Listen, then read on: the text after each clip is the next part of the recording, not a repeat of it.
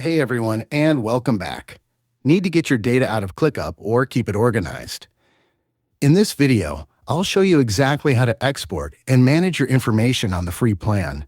First, to export a task list or view, open the list you want to save. Click the three-dot menu in the Views header and select Export.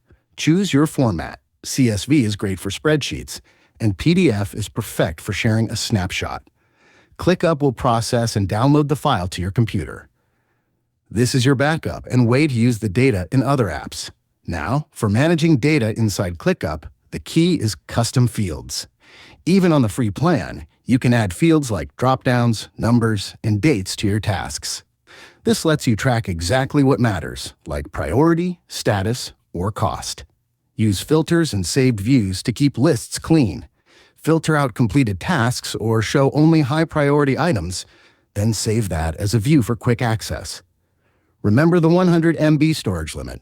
Manage this by cleaning out old file attachments you no longer need from the Docs section, and that's it.